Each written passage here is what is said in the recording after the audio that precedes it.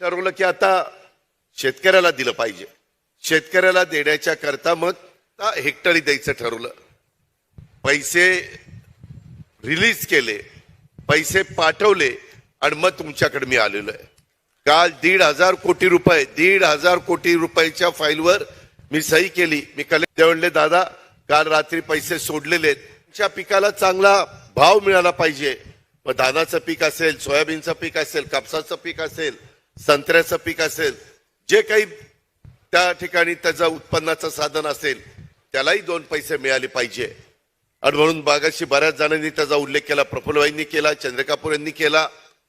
माग आपण क्विंटलला पैसे द्यायचो धानाला, परंतु त्याचा फायदा व्यापाऱ्यांना जास्त व्हायचा, माझ्या कष्टकऱ्यांना कमी व्हायचा. जो पिकवतो तो त्या ठिकाणी वंचित राहायचा. मग आम्ही ठरवलं की आता शेतकऱ्याला दिलं पाहिजे.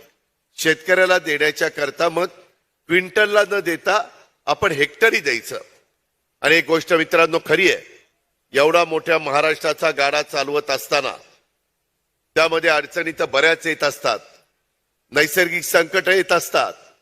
कधी गारपीट होती, कधी अवकाळी पाऊस येतो, कधी दुष्काळ पडतो, कधी थंडीचा मोठ्या प्रमाणावर परिणाम होतो. काल देखील काही आपल्या परिसरामध्ये थोडा बहुत पाऊस झाला. कधी ऐकलंय का मार्च महिन्यामध्ये पाऊस पडलेला? परंतु ग्लोबल वॉर्मिंगचं संकट आहे, कधी निसर्ग काय करेल सांगता येत नाही. पण शेवटी आपल्या माणसांना आधार देणं तर आपलं काम आहे. सरकारने त्याच्या पाठीशी उभं राहिलं पाहिजे. आणि त्यामुळं आम्ही तो क्विंटलला न देता हेक्टरी द्यायचं ठरवलं. एक गोष्ट खरी आहे, पैसे रिलीज केले, पैसे पाठवले आणि मग तुमच्याकडे मी आलेलो आहे.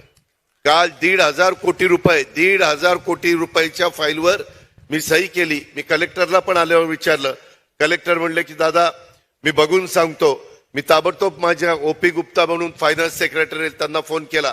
ते म्हणले दादा काल रात्री पैसे सोडलेले आहेत आणि त्या ठिकाणी आज मिळतील. मिळाल्यानंतर जिल्हाधिकाऱ्यांना आणि संबंधित अधिकाऱ्यांना माझ्या सूचना आहेत, हे पैसे डायरेक्ट त्या शेतकऱ्याच्या अकाउंटला गेले पाहिजे, डीबीटीला गेले पाहिजे.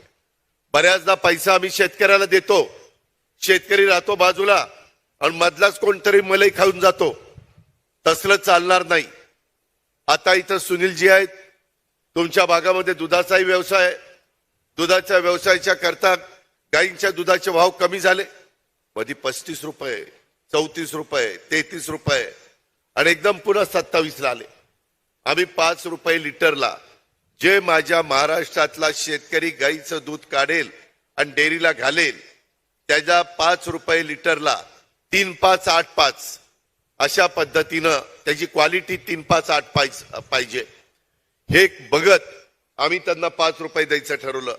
परंतु त्याच्यात काही अधिकाऱ्यांनी एवढ्या बारीक बारीक बारीक बारीक त्याच्यात अडचणी निर्माण केल्या, इतके क्लिष्ट परिस्थिती केली की त्या शेतकऱ्याला लवकर मिळणारच नाही. आम्ही शेवटी काही अधिकाऱ्यांना तिथनं बाजूला केलं. आम्ही ठरवलं की बाबा आम्ही शेतकऱ्याला द्यायला जातोय, त्या बळीराजाला द्यायला जातोय आणि मंत्रालयामध्ये बसणारे अधिकारी का असं करतायत? का शेतकऱ्यांची नाराजी घेतायत? बरं शेतकरी काही अधिकाऱ्यावर नाराज होणार नाही, सरकारवर नाराज होईल, आमच्यावर नाराज होईल आणि आम्ही पण शेतकऱ्यांचे प्रतिनिधी आहे. ते झाल्यानंतर एकनाथराव शिंदे साहेबांनी, देवेंद्रजींनी, आम्ही लक्ष घातलं. काही अधिकारी जे फारच नियमावर बोट ठेवून चाललेले होते, नियमावर बोट ठेवावं पण त्या कष्टकऱ्याला, त्या दूध उत्पादक शेतकऱ्याला त्रास होणार नाही, त्याला त्यांनी घातलेल्या दुधाचे पैसे डीबीटीच्या त्याच्या अकाउंटला मिळाले बँकेत तरी चालेल, पण कुठेतरी व्यवहारिक दृष्टिकोन तर ठेवला पाहिजे ना, का अडचणीच निर्माण करायच्या. आणि त्या पद्धतीनं मित्रांनो तेही पैसे जे जे दूध उत्पादक शेतकरी आहेत त्यांना मिळायला सुरुवात होईल. अजून एक गोष्ट, तुमच्या इथं नांदेड गोंदिया जिल्हा बँक आहे, भंडारा जिल्हा मध्यवर्ती सहकारी बँक आहे, दोन्ही चेअरमन इथं आहेत. त्याच्यामध्ये मागे आम्हाला ज्यावेळेस लक्षात आलं की माझ्या शेतकऱ्याला सावकाराच्या दारामध्ये वेगवेगळ्या अडीअडचणीच्या करता जावं लागतं आणि सावकार अशी का त्याची पिळवणूक करतो की तो शेतकरी हतबल होतो, कधी कधी तो स्वतःचा जीव द्यायला मागं पुढे बघत नाही, आत्महत्या करायला तो त्या ठिकाणी प्रवृत्त होतो. आणि मग त्याला तर न्याय मिळाला पाहिजे, त्याला तर सावकाराच्या दारामध्ये जायची गरज भासू नये. या बँका काही मोठ्या लोकांच्या करता फक्त काढलेल्या नाहीयेत. गोरगरिबाचं पण आर्थिक उत्पन्न वाढावं, ज्याची पत नाही त्याची पत निर्माण व्हावी, तो स्वतःच्या पायावर उभं राहावा, त्यानं काहीतरी छोटा मोठा व्यवसाय करावा, याकरता बँका काढलेल्या आहेत. आणि त्याच्यातून माझ्या जर शेतकऱ्याला आपण 0% व्याजाने पीक कर्ज देऊ शकलो तर तो सावकाराच्या दारात जाणार नाही. त्याला पाहिजे तशा पद्धतीने तो बियाणं घेईल, त्याला पाहिजे तशा पद्धतीनं खतं घेईल, त्याला पाहिजे ती औषधं घेईल जी पिकांना मारायला लागतात ती, आणि त्या प्रकारे तो त्याचं उत्पन्न काढेल. 0% व्याज कधी पण महाराष्ट्राच्या इतिहासामध्ये असं घडलं नव्हतं. आता मला सुनीलजींनी आल्यानंतर सांगितलं, दादा त्याच्यात जरा अडचण आली. अडचण काय आली? त्यामध्ये ते 6% तुम्हाला आत्ता भरावे लागतायत, 3% तुमची व्याजाची रक्कम केंद्र सरकार देतं, 3% व्याजाची रक्कम महाराष्ट्राचं राज्य सरकार तुम्हाला देतं. परंतु आता केंद्राने सांगितलं की आम्ही दुसऱ्या कुणाच्या हातात पैसे देणार नाही. जो पीक कर्ज घेणारा शेतकरी आहे त्याच्या अकाउंटला डीबीटी आम्ही करणार. त्याच्यामुळं आता तिकडचे 3% आणि आमचे 3%, 6% तुमच्या स्वतःच्या डीबीटीच्या अकाउंटला येणार. तोपर्यंत मात्र ही अडचण निर्माण झालेली आहे. म्हणून काही काळाकरता, काही महिन्याकरता 6% तुम्हाला भरावे लागतायत, पण ताबडतोब नंतर ते तुमच्या अकाउंटला येतात. म्हणजे 0% व्याज त्याला बसतं. याच्यावर आम्ही थांबलो नाही, त्याच्याही पुढे गेलो. शेतकरी पीक कर्ज काढताना पीक विमा उतरवत नाही. आणि मग कधीतरी अशा प्रकारची शेती उद्ध्वस्त झाली, दुष्काळ किंवा गारपीट झाली किंवा अवकाळी पाऊस झाला, नैसर्गिक संकट आलं, तर मग त्याला मदत होत नाही. त्याला मदत करण्याच्या करता आम्ही ठरवलं की बाबा हजारो कोटी रुपये शेतकऱ्यांच्या वतीनं राज्य सरकारला भरावे लागले, पीक विमा कंपनीला तरी चालतील.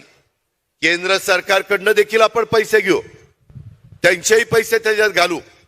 मात्र माझ्या महाराष्ट्रातल्या शेतकऱ्याला 1 रुपयामध्ये पीक कर्ज द्यायचा क्रांतिकारी निर्णय राज्य सरकारने घेतला. आणि आता फक्त 1 रुपया तुम्ही भरायचा, हे पिकाला एकरी, आणि बाकीचे सगळे पैसे आम्ही भरणार. आणि तुमच्या पिकाचं नुकसान झालं तर पीक विम्याचे पैसे तुम्हाला मिळणार, तुमच्या अकाउंटला मिळणार. मित्रांनो, मी काय हे सांगतोय, मी शेवटी शेतकरी आहे. माझाही दुधाचा व्यवसाय, माझी पण पोल्ट्री आहे, माझी पण फळबाग आहेत, माझी पण ऊसाची शेती आहे. तुमच्याकडे ऊसाची शेती नाही, तुमच्याकडे धानाची शेती आहे. असे वेगवेगळ्या ठिकाणची वेगवेगळी परिस्थिती आहे. इथली भौगोलिक परिस्थिती चांगली आहे, ज्याचा उल्लेख मगाशी अनेकांनी आपल्या भाषणामध्ये केला. वेगवेगळ्या प्रकारची धरणं, त्याच्यामध्ये गोसीखुर्द असेल, बावनथडी असेल, कितीतरी धरणाच्या बद्दल आम्हीच त्याच्यामध्ये मदत केलेली आहे. आमच्याबद्दल आरोप झाले, आम्हाला बदनाम करण्यात आलं, आम्हाला तिथं भ्रष्टाचाराचे आरोप झाले, परंतु मित्रांनो कुठेही आम्ही 5 पैसे त्याच्यामध्ये मिंद नव्हतो. माझ्या विदर्भातले प्रश्न मार्गी लागावेत, वेगवेगळे प्रकल्प तुमच्या इथं काय, काही भागात झुडपी जंगल